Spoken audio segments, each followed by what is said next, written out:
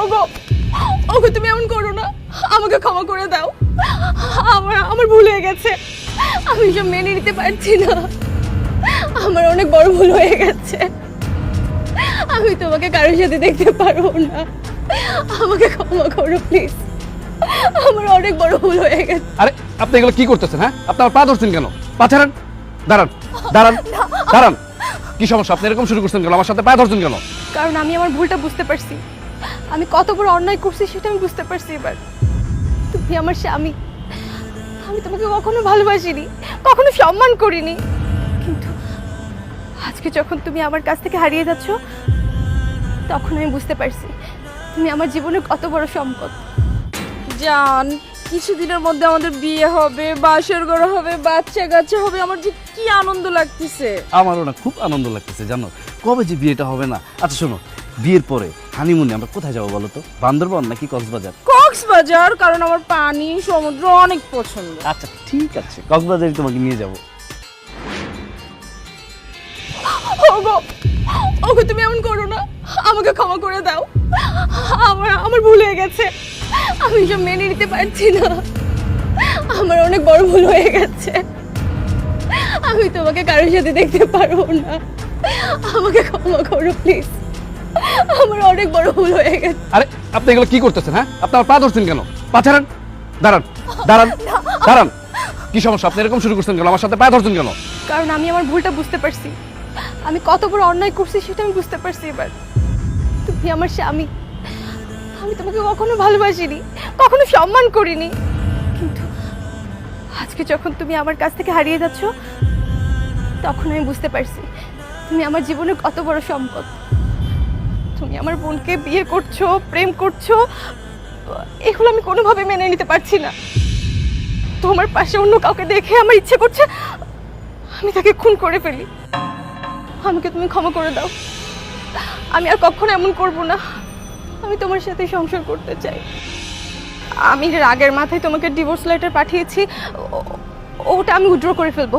এখন অনেক টাইম আছে, তুমি এখন থেকে যেভাবে বলবে আমি সেভাবে চলবো, যা চাইবে আমি তাই করব। তারপর তুমি আমার বোনকে বিয়ে করো না প্লিজ, আমি শুধু তোমাকে চাই, আমি আর কিচ্ছু চাই না।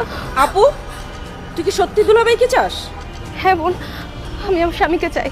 প্লিজ বোন, আমার স্বামীকে আমার কাছ থেকে কেড়ে নিস না প্লিজ, আমি তোর কাছে ভিক্ষে চাইছি, আমার স্বামীকে আমার কাছ থেকে কেড়ে নিস না তুই। মা, আমরা সাকসেস। সাকসেস মানে? জামাইয়ের সাথে তানিয়ার কোনো বন্ধুত্ব নেই, প্রেমও নেই, ভালোবাসে না, বিয়েও ঠিক হয়নি। এটা পুরাটাই একটা নাটক। নাটক মানে? হ্যাঁ আপু, ওই দিন যখন তুই দুলাভাইয়ের সাথে ঝগড়া করে বাসায় চলে আসলি, দুলাভাই ফোন দিয়ে আমাদের সব কিছু বলছে। তখনই আমি আর মা মিলে সিদ্ধান্ত নিলাম কিভাবে তোর সংসারটা বাঁচানো যায়। এমন একটা কিছু করতে হবে যেন তুই দুলাভাইকে ডিভোর্স না দিস, আবার দুলাভাইয়ের কাছে ফিরে যাস। তখন আসলে আমি চিন্তা করলাম কি করা যায়। তখন ভাবলাম যে দুলাভাইয়ের সাথে আমার প্রেম করতে হবে, আর তোকে একটু জেলাসি ফিল করাতে হবে। একটা মেয়ে বোন সব কিছু মানতে পারে, কিন্তু তার স্বামী অন্য একটা মেয়ের সাথে প্রেম করবে, এইটা সে কখনো মানতে পারে না। এরপর দুলাভাইয়ের সাথে আমাদের নাটকটার ব্যাপারে কথা বলি। দুলাভাইয়ের নিজের সংসার বাঁচানোর জন্য আর তোকে এত বেশি ভালোবাসে, আমাদের সাথে নাটকে রাজি হয়। এরপর দুলাভাইকে আমার বাসায় নিয়ে আসি, বলি যে দুলাভাইয়ের সাথে প্রেম, আমি দুলাভাইয়ের গার্লফ্রেন্ড। আসলে এই সব কিছুই ছিল শুধু তোকে জ্বালানোর জন্য। আর আমাদের প্ল্যানটা সাকসেসফুল হয়েছে, এবং তুই তোর নিজের ভুলটা বুঝতে পারলি, আর তুই নিজেই বলতেছিস দুলাভাইয়ের কাছে ফিরে আসবি। মারে, একটা মেয়ের হাজব্যান্ড তার জীবনে কত বড় সম্পদ সেটা কাছে থাকলে কিন্তু বোঝা যায় না। তার হাজব্যান্ড যখন দূরে চলে যায় তখনই বুঝতে পারে। যেমন তুই বুঝছস, তোর হাজব্যান্ড যখন দূরে চলে গেছে বা তোর বোনকে বিয়ে করতে চাচ্ছে, তখন নিশ্চয়ই তুই বুঝতে পারছ এটা কত বড় কষ্ট। আমরা আসলে তোকে এই বিষয়টা বোঝানোর জন্যে তোর ছোটো বোনের সাথে বিয়ের মিথ্যে নাটক করি। জামাই তোকে অনেক ভালোবাসে, সব কিছু ভুলে থেকে জামাইয়ের সাথে নতুন করে আবার সংসারটা কর। একটা সংসার ভাঙা সহজ কথা না। সংসার জোড়া লাগানো যায়, কিন্তু মন ভাঙে গেলে সেটা জোড়া লাগানো যায় না। মন ভাঙা, মসজিদ মন্দির আবাদত ভাঙা একই কথা মা। তুই আর জামাইয়ের মনটা ভেঙে দিস না, তোরা এক হয়ে যা। বিশ্বাস করো সোনিয়া, আমি তোমাকে অনেক ভালোবাসি, তোমাকে ছাড়া আমি থাকতেই পারবো না। তাই মা আর তানিয়ার কথা মতো আমি তোমার সাথে এই নাটকটা করেছি, শুধুমাত্র তোমাকে ফিরিয়ে নিয়ে যাওয়ার জন্য, আমাদের সংসারটা বাঁচানোর জন্য।